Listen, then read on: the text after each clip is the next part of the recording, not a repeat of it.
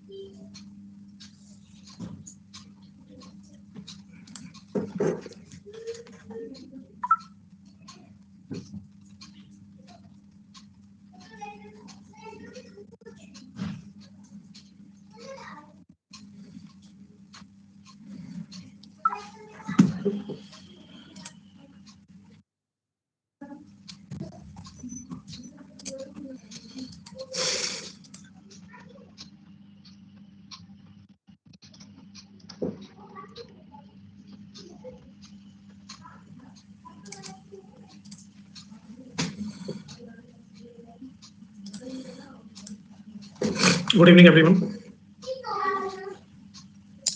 हर्षित, हेमलता, पूजा, रंजनी, फूलचंद, सुशील, गुड़िया, संध्या, सभी है, जयंती, ज्योति, शानवी, अभिमन्यु, रत्रश, विदुष, संदीप, उपमा, अनीता, सपना, रंजनी, किस्मत, सुशील, पूजा, नेहा, सोना, प्रशांत, सुहानी, फूलचंद, कौशल, दिव्या, सात्विक, हरिओम।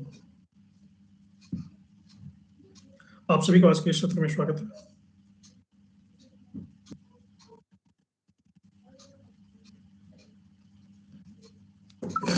चलो सीमा,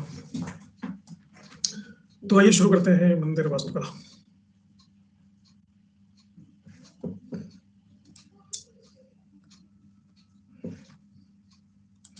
मैं इसलिए थोड़ा सा वेट करता हूं कि सभी एक बार आ जाए, लेकिन मैं देखता हूं लोग आए जा रहे हैं।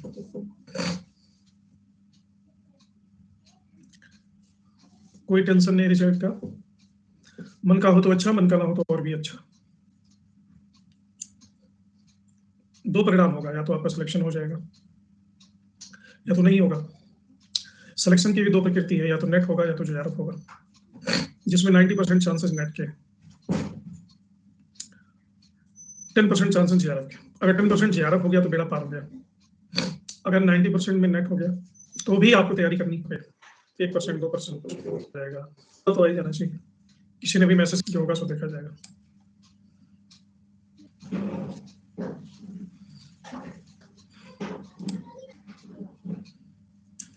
क्वेश्चन क्यों आती है, कैसे आती है?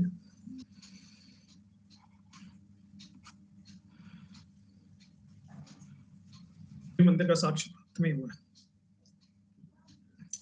और मंदिर वास्तुकला के विकास के कुल 5 चरण होते हैं। इन 5 चरणों की आज हम बात करेंगे। इन 5 चरण की अलग अलग विशेषताएं हैं। सबसे बड़ी बात यह है कि वैदिक काल में किसी भी मंदिर के साक्ष्य क्यों नहीं प्राप्त?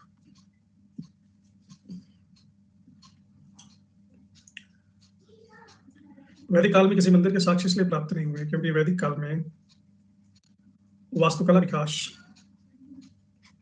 नहीं हुआ था। ग्रामीण संस्कृति थी, लोग झोपड़ियों में रहते थे, हट्स में रहते थे। दूसरा, वैदिक काल में देवताओं से संपर्क में रहते थे, और देवताओं से रियल टाइम कनेक्शन होता था उनका, रियल टाइम कॉन्टैक्ट। जैसे अभी आप मेरी क्लास ले रहे हो तो आपसे रियल टाइम में, मतलब मेरे यहाँ 8:20 हो रहा है, 8:16 तो आपके टाइम पास भी 8:16 हो रहा है। मंदिर की जरूरत तब पड़ी जब रियल टाइम कनेक्शन या लाइव कनेक्शन खो गया। तो ऐसे मंदिर के विकास के 5 चरण होते हैं।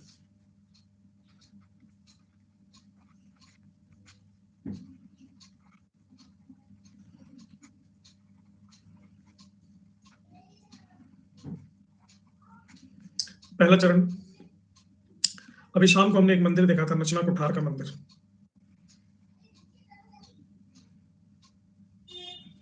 देखा था ना? नचना कुठार के मंदिर में सबसे बड़ी विशेषता और आश्चर्यजनक विशेषता हमको ये दिखी कि शिखर नहीं है, सपाट छत और वर्गाकार है वो। हालांकि इसका निर्माण हुआ है ऊंचे स्तंभ पर, ऊंचे जगती पर। जगती भी बहुत ज्यादा ऊंची नहीं, ऊंची तो है लेकिन बहुत ज्यादा ऊंची नहीं है। साथ साथ स्तंभ इसके उथले हैं, छोटे छोटे स्तंभ।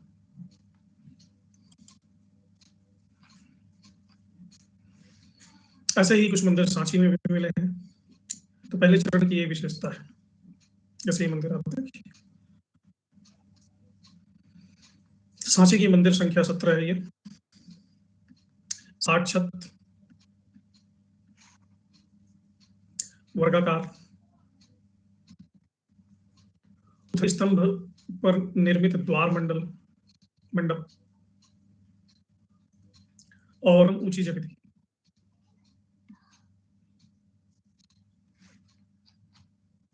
दूसरे चरण में इसी में मॉडिफिकेशन हो गया। हालांकि नशना कुठार की हमने बात की, नशना कुठार मंदिर जैसे विंडो अपग्रेड होता है ना, विंडोज 7, विंडोज 11, ऐसा ही मंदिर है। तो दूसरे चरण में पहले चरण की विशेषताएं तो बनी रही, जैसे नशना कुठार का पार्वती मंदिर। अंतर क्या हुआ? जगती ऊंची हो गई, मंदिर के मंच का उभार ऊंचा हो गया, ये अंतर आया। और एक नई चीज, गर्भगृह के चारों तरफ एक प्रदक्षिणा पथ निर्मित हो गया। प्रदक्षिणा समझते हो? सभी के साथ ऐसी घटनाएं घटी हैं बचपन में कि जब हम छोटे हुआ करते थे तो इस चीज के लिए हमेशा मना किया जाता था कि किसी के चारों तरफ गोल गोल ना घूमो। किस किस को मना किया गया है? किसी व्यक्ति के या बच्चे के या चारों गोल गोल ना घूमो। कोई ऐसा भी होगा जिसको मना नहीं किया? चक्कर नहीं है, खेलने में ही हम लोग दौड़ते थे, कोई इसमें बैठा हो और चारों तरफ हम दौड़ते थे, प्रदक्षिणा करते थे। तो उसके लिए कई चीजें कही जाती कि पाप लगता है, दोष लगता है, हाइट नहीं बढ़ेगी, इस प्रकार। इस बात में कहीं सच्चाई है। बोला हो या ना बोला हो, मना तो किया जरूर है।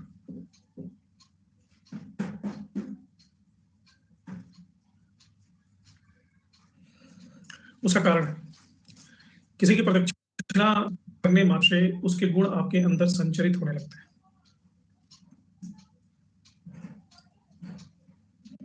ये इसका विज्ञान है।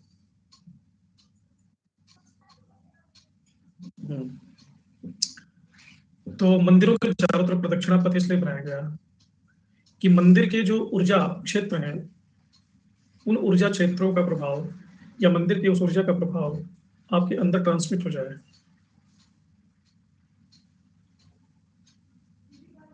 नहीं, शिवलिंग का सुना है, की जानी चाहिए, करते हैं हम लोग भी।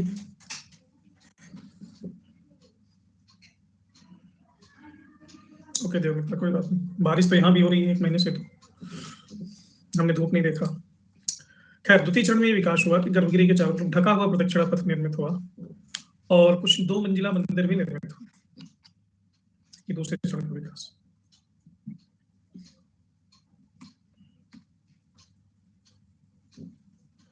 तीसरे चरण में इसमें और थोड़ा मॉडिफिकेशन आता है। शिखर बनने की शुरुआत हुई है तीसरे चरण से, लेकिन ये विकसित शिखर नहीं थे, कम ऊंचाई पे थे। और इसमें पंचायतन शैली का निर्माण हुआ। पंचायतन का मतलब होता है कि बीच में एक मुख्य मंदिर होगा और इसके चारों तरफ, चारों दिशाओं में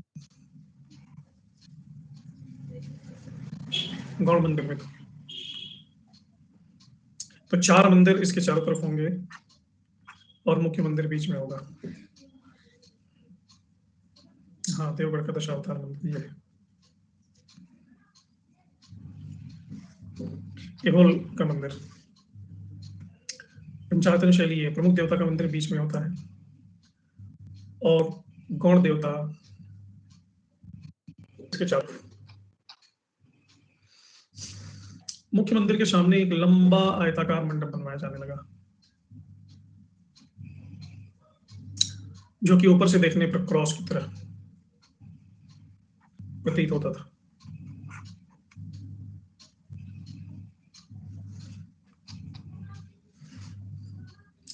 तो ये विकास का तीसरा चरण था, मंदिर विकास का। चौथे चरण में कुछ खास नहीं हुआ, थोड़ा सा इसमें मॉडिफिकेशन हुआ, थोड़ा सा, कि मुख्य मंदिर जो बीच वाले मंदिर थे ये अधिक आयताकार हो गए।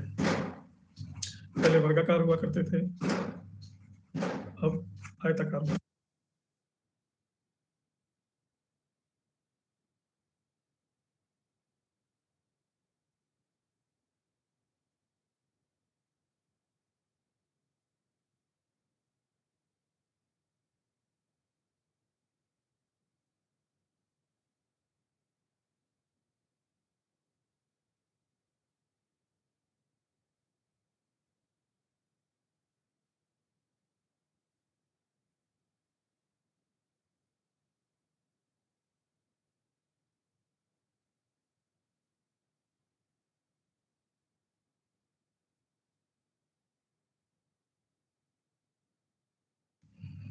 कोई पापी आतिशबाजी कर रहा था। पांचवें चरण की विशेषता क्या है?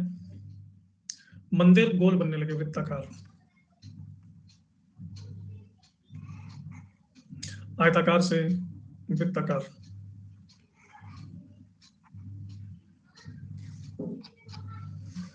तो ये 5 चरणों का विकास मंदिरों का। राजगीर का मनियर मठ इसका उदाहरण है। तो ये 5 चरण के विकास समझ में आ गए।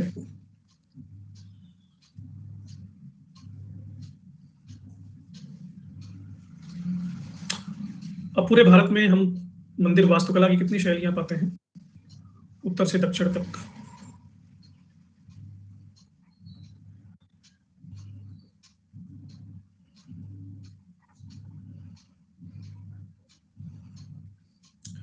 उत्तर से दक्षिण तक मंदिर वास्तुकला की कुल 7 शैलियां हैं।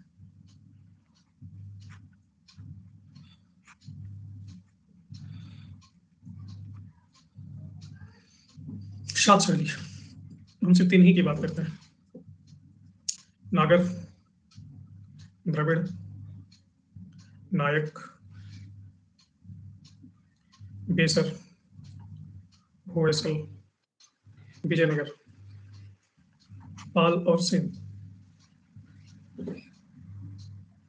तो जैसे इस भारत के मानचित्र पे हम देख रहे हैं कि नागर शैली सबसे बृहत्तर भूभाग पर स्थित है। फिर दूसरे नंबर पर आती है द्रविड़। द्रविड़, इसमें उल्टा लग गया है। फिर बीच में आती है बेसर। होयसलों ने एक अलग शैली का विकास किया जिसको होयसल कहते हैं। विजयनगर की भी अलग शैली थी। पाल और सेन ने बंगाल में अलग शैली का विकास किया। इन 7 शैली की अलग अलग विशेषता है। सबसे पहले हम शुरू करेंगे नागर शैली से।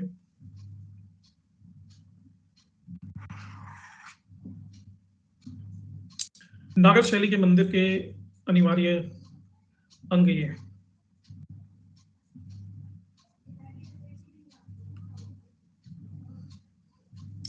इसमें शिखर होगा,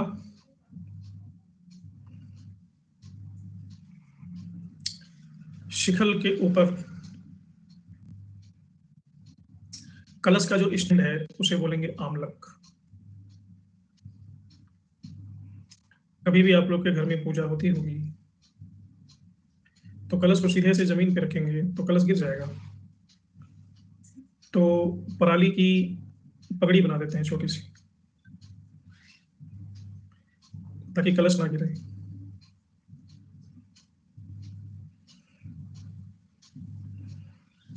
हाँ, कुछ लोग अनाज के ऊपर भी रखते हैं, तो इसे कहते हैं आमलक।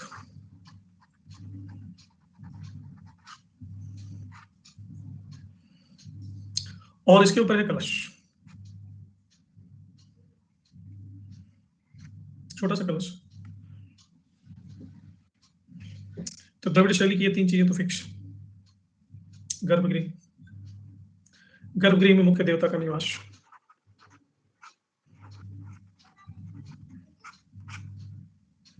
गर्भगृह क्यों कहते हैं इसको? गर्भ एक ऐसा स्थान है जहां पे एक ऐसी नवीन जीवंतता का आविर्भाव होता है जो उस स्त्री को एज ए इंक्यूबेटर तो यूज करता है, लेकिन वो स्त्री का हिस्सा नहीं है। माँ के गर्भ में बच्चा पलता है, लेकिन माँ का हिस्सा नहीं हो, वो कहीं ऊपर से आया है, कहीं बाहर से आया है। इसी तरह से मंदिर वो इंक्यूबेटर हुआ करते थे, जहां बीचों बीच एक मूर्ति हुआ करती थी और इस मूर्ति में प्राण प्रतिष्ठा कराई जाती थी और किसी उच्च सत्ता से इसमें प्राण उतरता था और रहता था। और जो लोग इस मंदिर में परिक्रमा करने आते थे, ये प्राण के अंदर ट्रांसफर हो जाता था, उसका कुछ वोल्टेज। ये पूरा का पूरा विज्ञान है। मंदिर एक वैज्ञानिक क्षेत्र है जो मनुष्यता को दिव्यता से जोड़ने में एक माध्यम का काम करता था।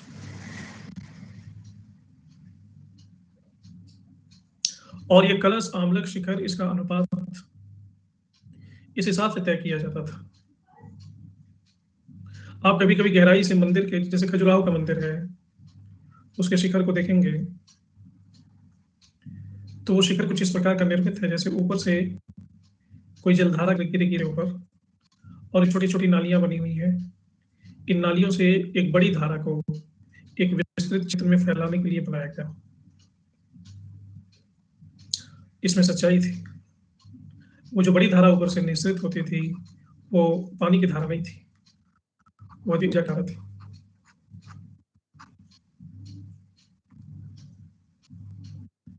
मन में शांति और प्रसन्नता इसीलिए होती है क्योंकि परिक्रमा करने हम उस ऊर्जा के थोड़े से अंश को ग्रहण कर लेते हैं। इसलिए इसको गर्भगृह कहा जाता है। गर्भगृह इसलिए कहा जाता है कि यहाँ पे जो दिव्यता की सत्ता है वो माँ के गर्भ की तरह सुरक्षित है। ऊर्जा की आवश्यकता मनुष्य को हमेशा से, इंडिविजुअल भी है, कम्युनिटी को भी है। खासकर कुछ ऐसे जीवन के समारोह जहां ऊर्जा की विशेष आवश्यकता है, यज्ञोपवीत, विवाह, तमाम तरह के पूजन, इनके लिए मंडप का निर्माण किया गया। जैसे आप लंच लेते हो तो हैवी लंच लेते हो, 12 बजे खाते हो तो खींच के खाते हो, पराठे, नाना प्रकार के सलाद, चटनी, अचार, चावल, दाल, रोटी, सब्जी, पापड़, दही, रायता, सब कुछ सेवन करते हो क्योंकि ऊर्जा की आवश्यकता, ऊर्जा की खपत आपको जरूर ज्यादा है। लेकिन रात में जो लोग बुद्धिमान है वो डिनर कम लेते हैं, ज्यादा डिनर नहीं खाते। 2-3 चपाती, 1-2 चपाती खा ले बहुत, क्योंकि रात में सोना है। 1 गिलास दूध पी लिया क्योंकि ऊर्जा की खपत कम है। कुछ ऐसे भी महापुरुष है कि रात को नाक तक ठूंस लेंगे, जब नाक से भी टपकने लगेगा तब रुकते हैं। उनको ऊर्जा का, विज्ञान का पता नहीं, उनकी जिंदगी कम हो जाएगी। ऐसे ही मंडप और अर्धमंडप, कुछ ऐसे समारोह हैं जिसमें दैवी ऊर्जा की का डोज ज्यादा चाहिए, वोल्टेज ज्यादा चाहिए। जैसे बूस्टर डोज लग रहा है ना कोविड का, ऐसे बूस्टर डोज चाहिए, उसके लिए मंडप। ये गर्भगृह के समीप होते थे कि आंच ज्यादा है, वोल्टेज ज्यादा है।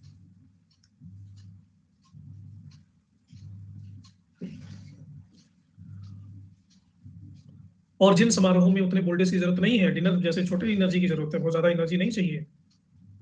छोटा बच्चा पैदा हुआ है, उसका अन्नप्राशन संस्कार करवा रहे हो, छोटे बच्चे को कितनी एनर्जी चाहिए? हाँ, शादी करने जा रहे हो तो ज्यादा एनर्जी चाहिए क्योंकि झेलना है जिंदगी भर, और शादी के बाद तो सीधे कल्याण ही हो जाता है। तो इसलिए कल्याण मंडप साउथ इंडिया में बने, खासकर विजयनगर के वास्तुकला में हम देखेंगे कल्याण मंडप, कि सीधे कल्याण ही होगा उसके बाद। वहां एक तीसरा मंडप भी है, जहाँ सिर्फ शादी होती थी और कुछ नहीं होता था मंदिर में। अभी भी साउथ इंडिया में आप देखो, फिल्मों में देखते हो, एक फिल्म आई थी चेन्नई एक्सप्रेस, तो मंदिर मंदिर में ही सारा उनका काम धाम हो रहा था। कभी गोद उठा करके मंदिर पे चढ़ाए, कभी मंदिर से उतारना है, सब कुछ मंदिर में ही होता है।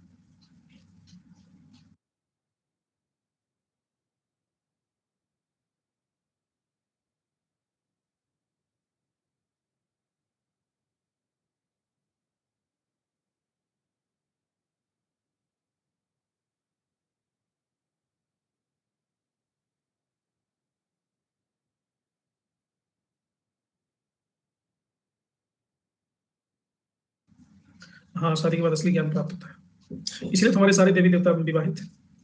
भगवान विष्णु, भगवान कृष्ण, राम, शिव, ब्रह्मा, कोई भी सिंगल नहीं है, और सबके बच्चे। कोई देवता बता दो जो शादी नहीं किया। शादी के पहले कल्याण होता ही नहीं, नारद जी देवता नहीं। तो ये मंडप अर्धमंडप की धारणा है। गर्भगृह और मंडप बीच में एक छोटा सा जगह होता है जिसे कहते हैं अंतराल।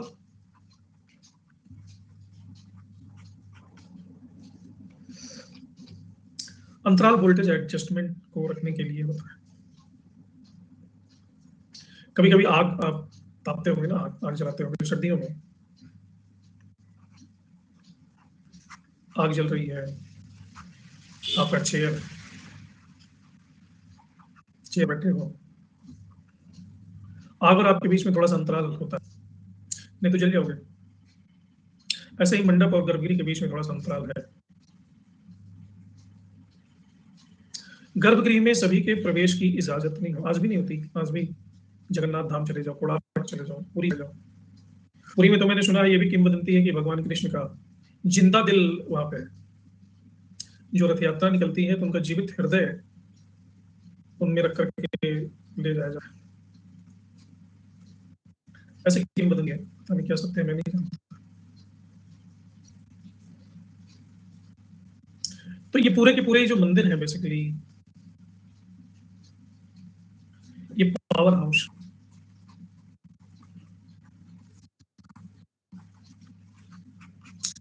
आपको इनके ऊर्जा का अंदाजा नहीं है, आपको इनकी ऊर्जा का अंदाजा नहीं।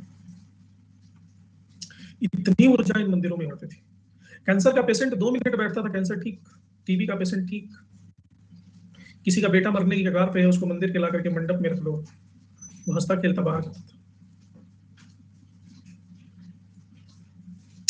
किसी का झगड़ा नहीं बीबी से रुक रहा है, मंदिर में आकर परिक्रमा करके चला जाता था, उसके दिमाग की बत्ती जल जाती थी। इवन शत्रु ने आक्रमण कर दिया है और राज्य के पास संसाधन नहीं है,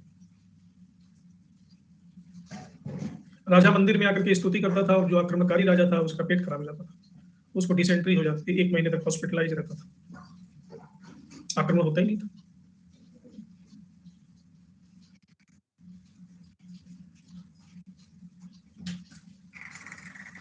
कारण नहीं कि मंदिरों में इतनी संपदा।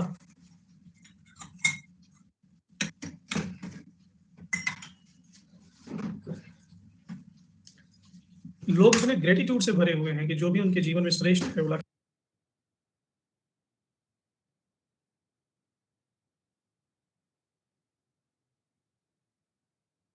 क्योंकि उनसे 1000 गुना ज्यादा मिला है। मंदिरों में जैसे, आपने कभी वो फिल्म देखी है, वो जो पनडुब्बी चलती है पानी के नीचे, क्या कहते हैं उसको, टारपीडो क्या कहते हैं,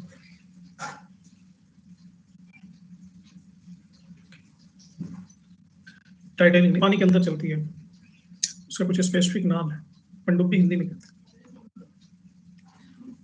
एक फिल्म आई थी गाजी अटैक, शमी, हाँ। तो क्या सबमरीन में आप सभी को परमिट कर दोगे कि जिसका मन हो वो घुस जाओ? नहीं करोगे, क्योंकि वो टेक्निकली चीजें वहां पे बड़ी जटिल हैं। वहां पर एंटर करने के लिए एक खास तरह की एक्सपर्टीज की जरूरत है।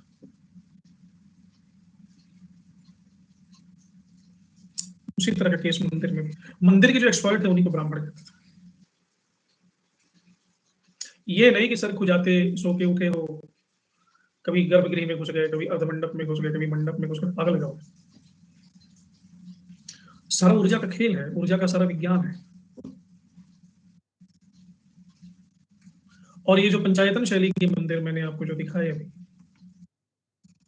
देवदूत, गौरवदूत, हॉस्पिटल में जाते हैं तो इधर आप आईसीयू में तो नहीं घुस जाते, पहले बहिरंग विभाग में जाते हैं। बहिरंग विभाग मतलब ओपीडी, इमरजेंसी में नहीं घुस जाते। तो नागर शैली में ये जो गौड़ देवता वाला स्थान था ये ओपीडी था, और ये जो बीच वाला था ये आईसीयू था, इमरजेंसी था ये। And it is not about like something you are doing out of ignorance, like कहीं भगवान जी होंगे, पूजा तो करना ही पड़ता है, ऐसे नहीं था। ये पूरा का पूरा एक established and well developed science, वो इसके इफेक्ट होते थे। जैसे टेम्परेचर आपका बढ़ गया तो आपने पैरासीटामॉल खा लिया तो टेम्परेचर घटे, फिर भी नहीं घटा तो आपने एक और आती है मेफ्टाल, वो खा लिया तब रिड्यूस हुआ, फिर भी रिड्यूस नहीं हुआ तो फिर इंजेक्शन लगाना पड़ा, लेकिन परिणाम सुनिश्चित। ऐसे ही मंदिरों के परिणाम सुनिश्चित थे, लेकिन ये विज्ञान सारा खो गया। तो नागर शैली के मंदिरों की विशेषता है, 5वीं सदी से ये शुरू होती है, मुस्लिम गुप्त से। पंचायतन शैली है, गर्भगृह सामने मंडप है। मंडप क्यों है मैंने आपको बताया। और इसके द्वारपाल में गंगा और यमुना को देवी के रूप में रखा गया। गंगा यमुना क्यों क्यों रखा गया गेट पर, गंगा यमुना देवी के रूप में रखा गया है। जैसे आज आप पूछते हो किसी भी एजुकेशनल इंस्टीट्यूट में या हॉस्पिटल में या एयरपोर्ट या रेलवे स्टेशन में, तो आपके सैनिटाइजेशन का ख्याल रखा जाता है। सैनिटाइजेशन अचानक से ही बहुत ही हाइपर हो गया है। वो थर्मामीटर से आपका टेम्परेचर लेते हैं, आपका हाथ वो सैनिटाइज करते हैं, मास्क चेक करते हैं कि नहीं, शुद्धिकरण। तो गंगा यमुना द्वारपाल थे वहां पे शुद्धिकरण के लिए, कि अंदर घुसो तो अंदर घुसने लायक बन जाओ पहले। बाहर से ही आना, प्रांगण में ही बाहर से ही घुसना, अंदर मतलब बाउंड्री में ही घुसना है तो सैनिटाइज हो। इसलिए नागर शैली में मंदिर परिषद में जलाशय का अभाव मिलता, जलाशय नहीं मिलता, जरूरत ही नहीं थी। मंदिर में जाने के लिए कोई सोच भी नहीं सकता था बिना शुद्धिकरण के। एक ऊंची वेदिका पर किया जाता था मंदिर का निर्माण। जितनी शुद्ध ऊर्जा होगी उतनी ऊंचाई उसको चाहिए, आपको पता है। नदी के निकटतम पार्थिवता बहुत ज्यादा रहती है। पृथ्वी की जो कशिश है वो अशुद्धि पैदा करती है, वो स्थूल बनाती है, आपके अंदर की सूक्ष्मता को समाप्त करती है।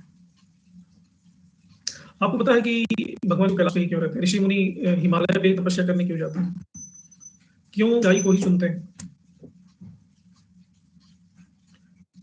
जैनों के सम्मेद पर्वत पे ही तपस्या क्यों करते हैं, क्योंकि जैसे जैसे आप ऊंचे जाते हैं वैसे धरती की स्थूल पकड़ आप पर शिथिल पड़ती जाती है। धरती की स्थूल पकड़ में शिथिलता आ जाती है और आपके ऊर्जा के ऊपर उठने की संभावना बढ़ जाती है। आपको पता है दुनिया की जो भी महान महान मल्टीनेशनल कंपनीज हैं बड़ी, उनका हेड ऑफिस हमेशा टॉप फ्लोर होता है। टॉप फ्लोर पे बिजनेस डीलिंग अच्छी बेहतर होती है। आप सर्च करना माइक्रोसॉफ्ट का ऑफिस, एप्पल का, गूगल का, ग्राउंड फ्लोर पे एक भी नहीं। इसलिए मंदिर का निर्माण भी ऊंची वेदिका पर किया जाता था, स्तंभ लगाए जाते थे। 3 प्रकार के शिखर हैं।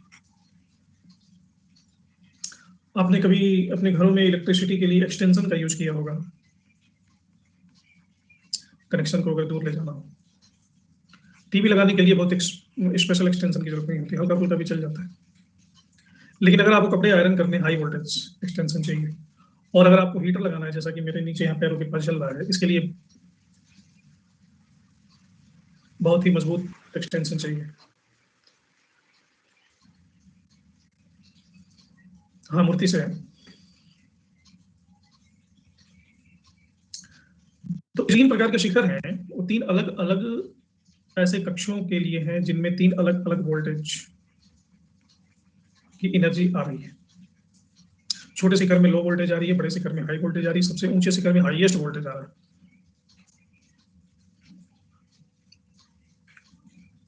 और मंदिर के 3 या 3 से अधिक विभाजन होते थे, इनको कहते थे रथ। आपने देखा होगा मंदिर को रथ क्यों बनाया गया? मंदिर को रथ क्यों बना दिया? प्रॉपर रथ के पहिए भी लगाए गए चारों तरफ। तो आपको नहीं लगेगा कि ये कोई मकान है? जैसे कोणार्क और पुरी के मंदिर हैं, उनको देख के लगेगा कि ये चलने के लिए रथ है।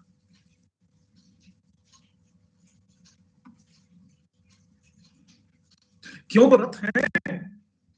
अपना जो रथ है वो रथ नहीं है, वो तो एक जगह से दूसरी जगह ले जाएगा। ये जो रथ है वो एक डायमेंशन से दूसरे डायमेंशन में ले जाएगा। ये इंट्रा डायमेंशनल मूवमेंट कराता है।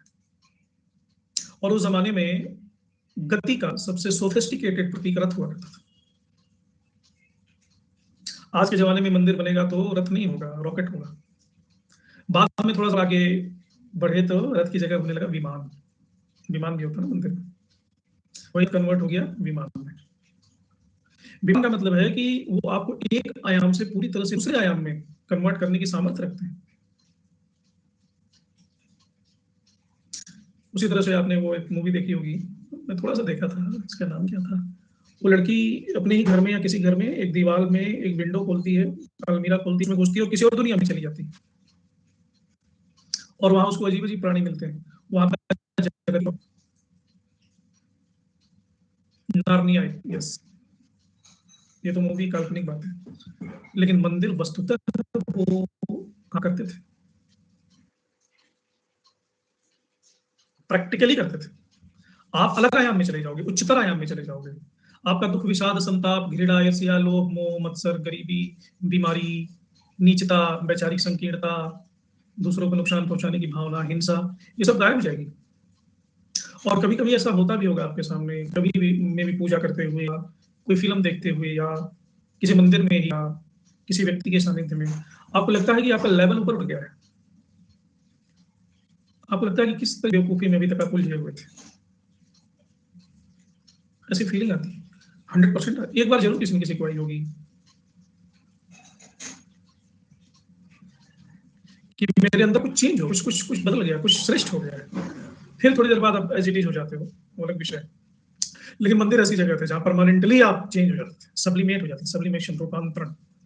इसीलिए इनको रथ नाम दिया गया। देखने में तो लगेगा ये पत्थर का रथ है, लेकिन वाकई वो रथ है। आपका अपना रथ दिल्ली से बंबई ले जाएगा, ये रथ मनुष्य लोग से देवलोक ले जाएगा और ले जाता है। ऐसा कोई काव्य सौंदर्य की बात नहीं हो रही है, आपके अंदर केमिकल चेंज आ जाता है उससे। प्रदक्षिणा पथ, प्रदक्षिणा पथ तो मैंने बताया, ढका हुआ प्रदक्षिणा पथ, पर्सनल। ऐसा नहीं है कि अभी तो मैं देखता हूँ मंदिरों में सारे एक साथ प्रदक्षिणा कर रहे हैं, कोई मतलब नहीं। That is a ritual, but it was not a ritual, it was very personal thing, because the level of person varies. व्यक्ति का स्तर अलग अलग है। किसी को 0 वोल्टेज है, किसी का 100 वोल्टेज है, किसी के पास 420 वोल्ट है, किसी को ज्यादा चाहिए, किसी को कम चाहिए।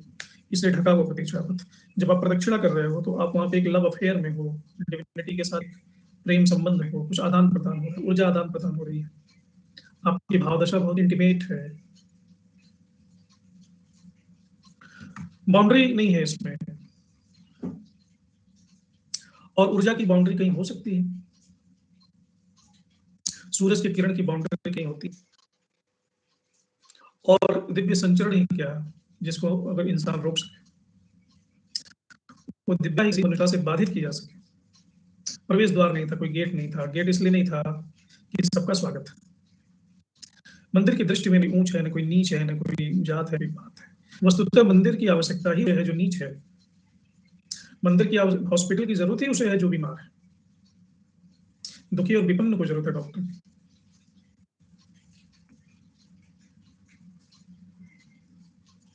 नहीं, आज का जो प्रदक्षिणा है वो बिल्कुल अलग है। वो वैज्ञानिकता नहीं रही।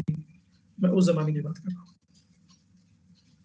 तो ये नागर शैली के मंदिरों की जो मैं विशेषताएं आपको बता रहा हूँ, न सिर्फ इनके मान की विशेषता बता रहा हूँ, दीवारों की, बल्कि इनके भीतर छुपे हुए अंतर्निहित अर्थ भी बता रहा हूँ कि क्यों था ऐसा।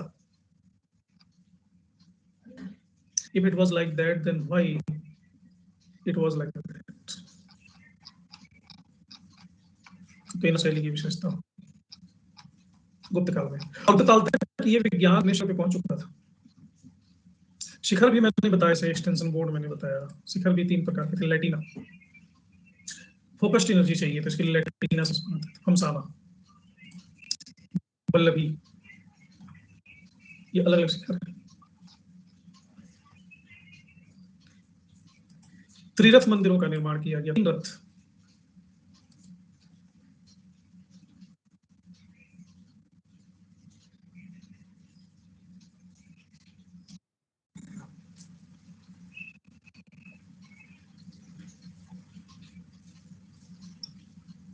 अभी वॉइस आ रही है आवाज?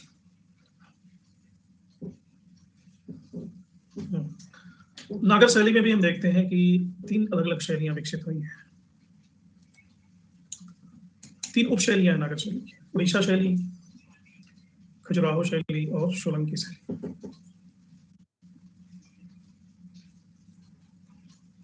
इन 3 शैलियों की अलग अलग विशेषताएं।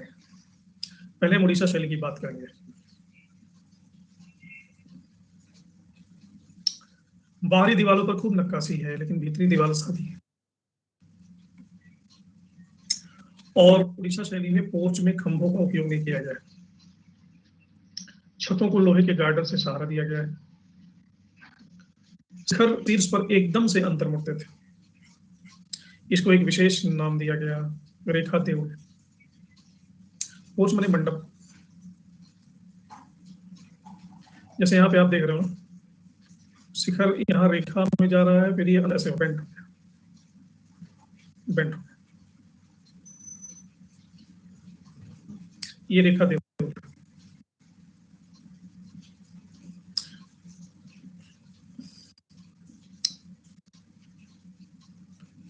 देउल का मतलब मुझे नहीं मालूम है, कुछ स्थानीय नाम होगा।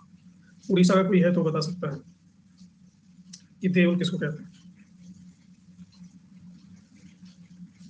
देउल का मतलब हो सकता है अचानक से बेंट होने वाला, कर्व।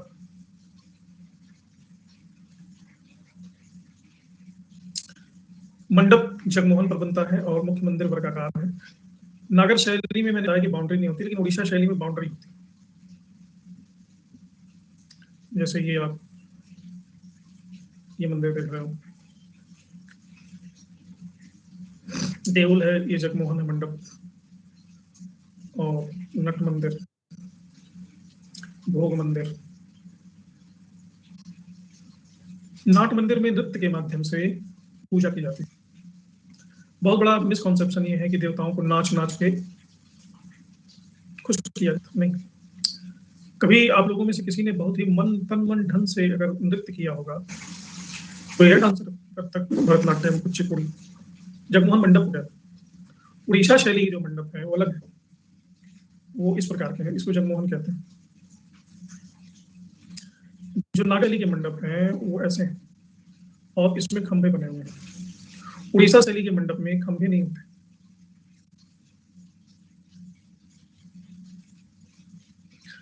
अगर आप बहुत ढंग से नाच सको, लीन होकर के नृत्य कर पाओ, तो नाचते नाचते एक स्थिति ऐसी आती है कि नर्तक मिट जाता है, सिर्फ नृत्य रह जाता है। Dancer disappears, only the act of dance remains. और जब इस स्थिति में व्यक्ति पहुंचता है, नर्तक पहुंचता है, तो उसको ज्ञान प्राप्त होता है। गौतम बुद्ध को जो 12 वर्षों की तपस्या से प्राप्त हुआ, वो 12 मिनट के इंटेंस डांस प्राप्त हो जाता है। और एक साधना के रूप में नृत्य को डेवलप किया गया मंदिरों में।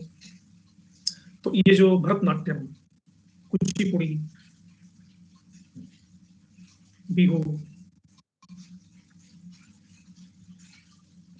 ये कथक, कथकली, ये जो नृत्य है उसमें आप देखेंगे कि वो नृत्य कम है, तो पूजा पद्धति ज्यादा रखते हैं। एक पूजा पद्धति ज्यादा लगते हैं। और ये नृत्य है, इसमें ऊर्जा ऊर्ध्वगामी होती है, ऊर्जा ऊपर चढ़ती है।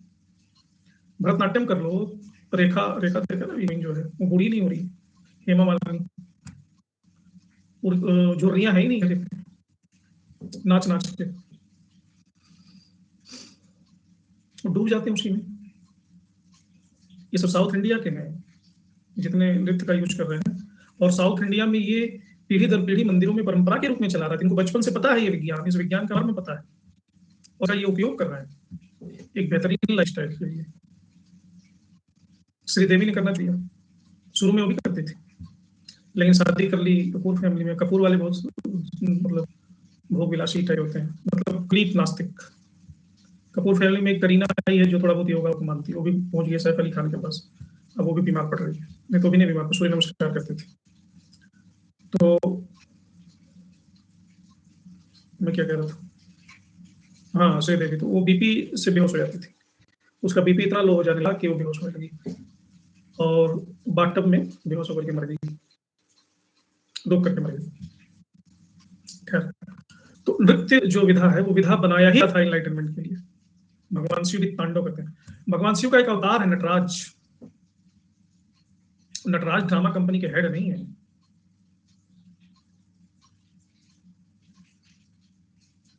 अच्छा, मोहिनी डांस नटराज का। अच्छा, ये परमात्मा की जो कल्पना है ना, परमात्मा एक नर्तक।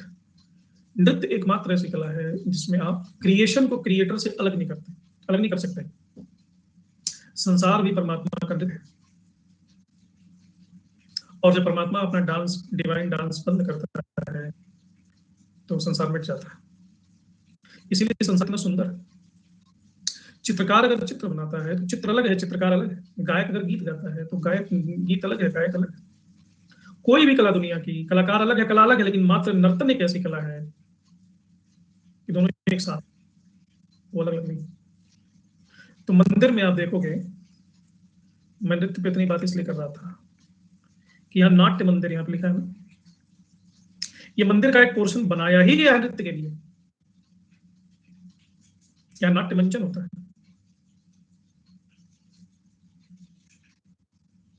हाँ। और ये भोग मंदिर है इसके जस्ट बगल में। भोग मंदिर भोजन को भी दिव्यता के माध्यम के रूप में उपयोग कर लिया। आप सुनते भी होंगे, जैसा खाए अन्न वैसा बने मन। ये पूरा का पूरा विज्ञान यहीं पे है। शुद्ध सात्विक भोजन दुनिया का एक मात्र धर्म है जो जीव हिंसा को प्रेफर नहीं करता, हिंदू धर्म। इवन अनाज खाने को प्रेफर नहीं करते, कहते कंदमूल फल खाओ। फल जो ऊपर उग रहा है वो भी नहीं है, क्योंकि चिड़िया खाएंगी सारा फल, तुम ही खा। चिड़ियों का भी ध्यान रखता है, आम ऊपर उगा है, अमरूद ऊपर उगा है, उनको मत खाओ। कंदमूल फल खाओ जो जड़ों में जमीन के अंदर पैदा होते हैं। तो पशु पक्षी का हिस्सा भी नहीं छीन रहे आप। तो ये जगमंडप, ये भोग मंडप में मूली भी मत खाओ। मूली खुद को खा लोगे, दूसरों को परेशान करोगे, वो भी तो हिंसा है। कंदमूल का मतलब मूली थोड़ी। मूली खाना सबसे बड़ी हिंसा है। तो मूली खा के नृत्य कर दिए तब तो विस्फोट हो जाएगा, नाट मंडप ब्लास्ट मंडप बन जाएगा। तो ये उड़ीसा शैली, ये उड़ीसा शैली के मंदिर ये सब है। पुरी का जगन्नाथ मंदिर, लिंगराज मंदिर, कोणार्केश्वरी मंदिर। अब आपको क्या लगता है इतनी भव्य भव्य इमारतें नक्शेबाजी के लिए बनाई गई थी, मन बढ़ाई के लिए कि हमारे पास बड़ा सुंदर मंदिर है, हम बड़े अमीर आदमी हैं, हम बड़े महान राजा हैं, इसलिए बनाया गया था? नहीं, यह एक बहुत गहन प्रयोग था मनुष्यता के इतिहास में, जिसका विज्ञान अभी भी बहुत कम लोगों के पास है, लेकिन है। आपको क्या लगता है गजनवी बार बार आके मंदिर क्यों तोड़ रहा है भारत का? गजनवी छोड़ो, जितने भी आक्रमणकारी हैं सीधे पहले मंदिर पे निशाना लगा रहे थे, धन के लिए नहीं। भारत की ऋण तोड़ना चाहते थे, भारत की ऊर्जा स्रोत को नष्ट करना चाहते थे, जहां से भारतवासी ऊर्जा ले रहे हैं।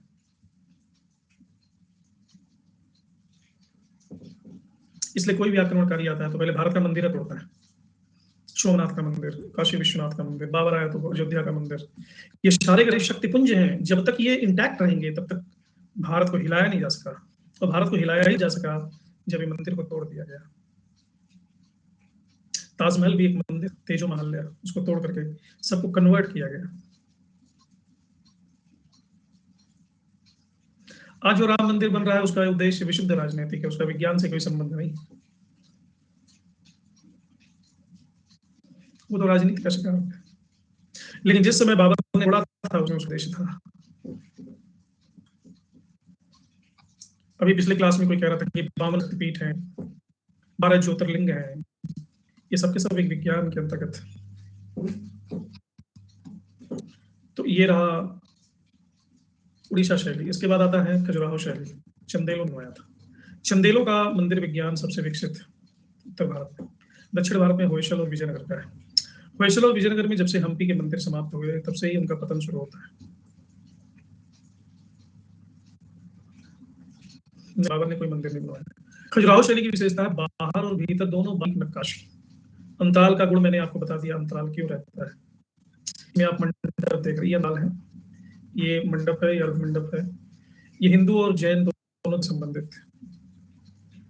गर्भगृह, मंडप, अर्ध मंडप, गला, ऊंचा चबूतरा क्यों है ये भी मैंने बता दिया। उत्तर या पूर्व मुखी मंदिर। कामुक शैली एक बड़ी विशेषता है।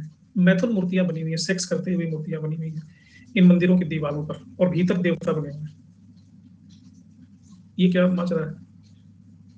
कोई आप में से गया है पुरी या खजुराहो?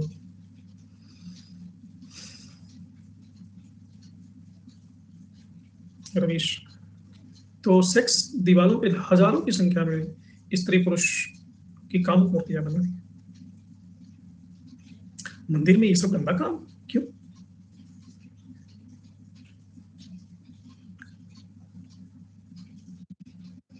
मंदिर जैसी पवित्र चीज में आप सेक्स कैसे बना सकते?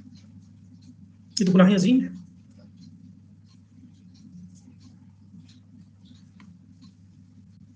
और अंदर जाओगे तो देवता की मूर्ति, देवी की मूर्ति, माँ की प्रतिमा। तुम्हें क्या लगता है उपमा ऐसा क्यों किया?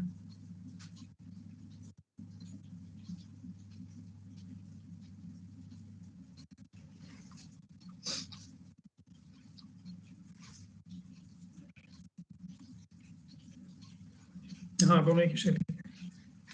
आपको ये जान के आश्चर्य होगा कि काम वासना को कभी भी सनातन धर्म ने निंदित नहीं किया है। काम वासना निंदा नहीं की है। जीवन के 4 पुरुषार्थों में से एक पुरुषार्थ काम भी है, और जीवन के 4 आश्रमों में से एक आश्रम गृहस्थ आश्रम है। काम की निंदा नहीं हुई कभी भारत में। काम की निंदा क्यों नहीं हुई? क्योंकि काम ऊर्जा की प्राकृतिक अभिव्यक्ति है जो सभी को, पशुओं को भी उपलब्ध है, मनुष्यों को भी उपलब्ध है। और काम में जो ऊर्जा स्खलित होती है उससे नई संतति पैदा होती है, प्रकृति पैदा होती है। प्रकृति इसी ऊर्जा को अपने को बढ़ाने में इस्तेमाल करती है, तो ये ऊर्जा पूज्य है। और शिवलिंग इसी ऊर्जा की अभिव्यक्ति। तो काम अगर निंदित नहीं है तो काम क्या है? कोई उच्चतर आयामों की तरफ गति करना चाहता है तो काम में ऊर्जा का रूपांतरण किया जाना चाहिए, ना कि उसकी की जानी चाहिए। अगर आप ऊर्जा की, इलेक्ट्रिसिटी जैसी ऊर्जा है, इलेक्ट्रिसिटी से लोग मर भी जाते हैं। इलेक्ट्रिसिटी से लोग टीवी खोल करके चित्रहार देखते हैं। हमारे एक चाचा जी थे, बुजुर्ग थे, वो कहते थे बेटा ये चित्रहार नहीं है बेटा। हम कहते फिर क्या चाचा जी? ये चरित्रहार है, चरित्र को हर लेता है। हम कहते अच्छा चाचा जी, लेकिन आपका चरित्र तो हमको कोई बहुत अच्छा नहीं लगता है, आप भी चित्रहार देते, हम तो नहीं देखते बेटा। वेरी गुड चाचा जी।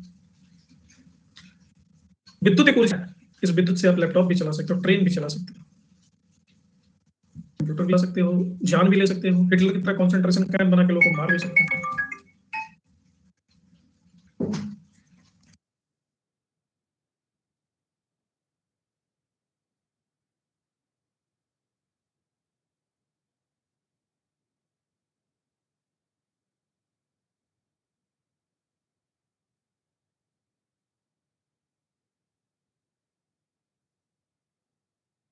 ऊर्जा विलीन की है, जब उच्चतर आयामों में पहुंचे तो ये कम परिवर्तित हो जाता है राम में। अगर हमारी ऊर्जा जीवन की तो वो कासना में प्रकट होगी। अगर ये ऊर्जा भीतर चली गई है, अंदर की तरफ मुड़ गई है, ऊर्ध्वगामी हो गई है, ऊपर की तरफ आने लगी है, कुंडली जागरण करने लगी है, तो ये ऊर्जा हमारी दिव्यता बन जाएगी।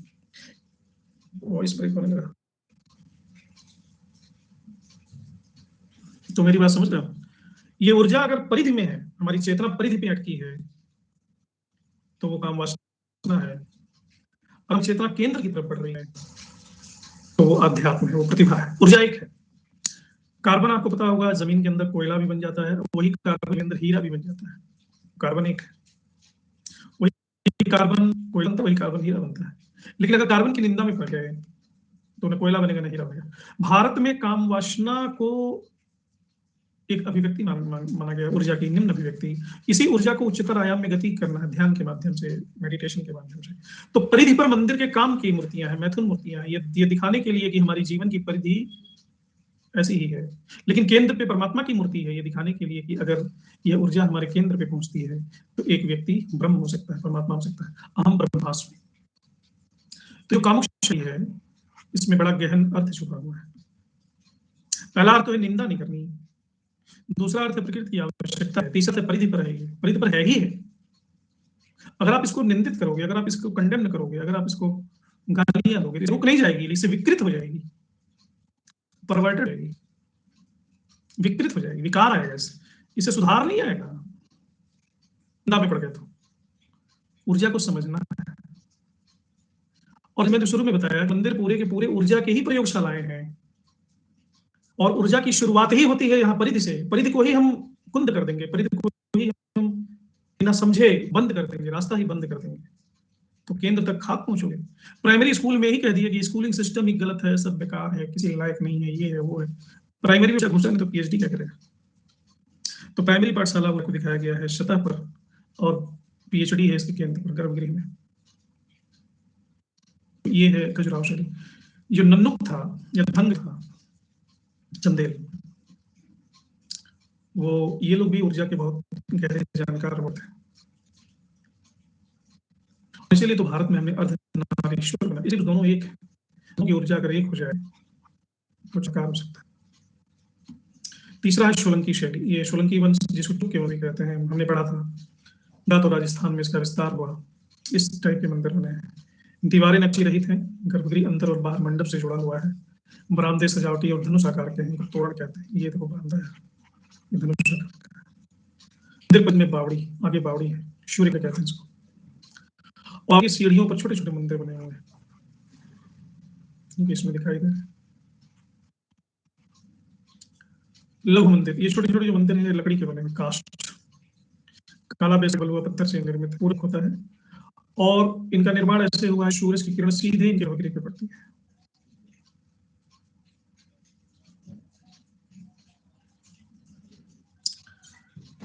भीम प्रथम द्वारा निर्मित मोढेरा का सूर्य मंदिर 101,026 ईस्वी में बना है। ये जो आपको दिख रहा है मोढेरा का ही सूर्य मंदिर। गुप्त काल में बहुत विद्वान थे, पर ये मंदिर नहीं बना। क्यों नहीं? विद्वता का मतलब ये नहीं होता है कि सीधे कमल का फूल खिला दो, नहीं। पहले तालाब खोदना होगा, उसमें कमल के बीज डालने होंगे, धीरे धीरे कोंपले फूटेंगी, चरण दर चरण होता है ये। और जो भी जितनी गहरी विधा होती है उतना समय लेती है। बीजारोपण तो गुप्त काल में शुरू हुआ, ये तो फूल खिले। विज्ञान का पता तो गुप्त काल में ही था, गुप्त काल के इवन पहले ही था। आपको पता होगा कुषाण काल में ही देवकुल बनने शुरू हो गए थे, उसके पहले ही था। ऐसा नहीं इलेक्ट्रिसिटी दुनिया में नहीं थी, ऐसा नहीं विंडोज 11 नहीं था, ऐसा नहीं है कि माइक्रोसॉफ्ट, ये क्रमशः विकसित होते हैं। विंडोज डेवलप होता है ना, विंडो 1, विंडो 2, विंडो 3, ऐसे ही मंदिर के एक चरण तक जब आप पहुंचते हैं तो वहां से अगला चरण आपको दिखाई देना शुरू होता है। लेकिन इस अगला चरण है पहले से ही, लेकिन दिखेगा तभी जब आप यहाँ पहुंचोगे। यहाँ पहुंचोगे तो ये दिखेगा, यहाँ पहुंचोगे तो ये दिखेगा, तो क्रमशः विकसित हुआ है। तो ये 3 नागर शैली की विशेषताएं। ये उत्तर भारत की वास्तुकला है, मंदिर वास्तुकला। इसके बाद दक्षिण भारत की मंदिर वास्तुकला है। तो पल्लवों से शुरू होती है दक्षिण भारत की वास्तुकला, और पल्लव वास्तुकला के 4 चरण हैं। इन 4 राजाओं ने पैदा किए, महेंद्र पल्लव, नरसिंह पल्लव, राजसिंह और नंदीवर्मन पल्लव। चट्टानों को काट करके, अच्छा, दक्षिण भारत में हम देखते हैं कि ज्यादातर मंदिर का निर्माण बिना सभागार के हुआ है और पहाड़ों को काट करके बनाया गया, जैसे ये महेंद्र समूह के मंदिर। और मंदिर को ही मंडप कहा गया। नागर शैली में जो मंडप था वो बाहर था, गर्भगृह के। इसमें मुख्य मंदिर को ही मंडप कहते थे। महेंद्र समूह के मंदिर की बात कर रहा था। और नरसिंह समूह के मंदिर रथों में विभाजित थे, अलग अलग रथों में मंडप, जैसे धर्मराज रथ, द्रौपदी रथ, भीम रथ, अर्जुन रथ। मंदिरों को मूर्तियों से, विज्ञान वही है, शैली अलग है। अश्विन शैली के मंदिर तृतीय चरण है, 2 मंदिरों के विकास का। पत्थरों को काटने की बजाय पत्थरों को तराश करके मंदिर का निर्माण किया गया है। ये द्रविड़ का है, द्रविड़। कैलाशनाथ मंदिर, कालीपुरम, महाबलीपुरम मंदिर, याद रखें। और ये द्रविड़ काल का आधार यहाँ पैदा होता है। अभी द्रविड़ काल अपनी पूरी तोरा में पैदा नहीं हुआ, पल्लवों की शैली में का जो लास्ट चरण है वो द्रविड़ शैली की शुरुआत। चोल काल में द्रविड़ शैली अच्छे से इस्टेब्लिश हो गई थी। ये नंदी वर्मन शैली है, चौथा पल्लव मंदिर, आकार में छोटे छोटे मंदिर बनाए गए। द्रविड़ शैली की विशेषताएं चोल कालों के चोल शासकों के काल में उदित हुई।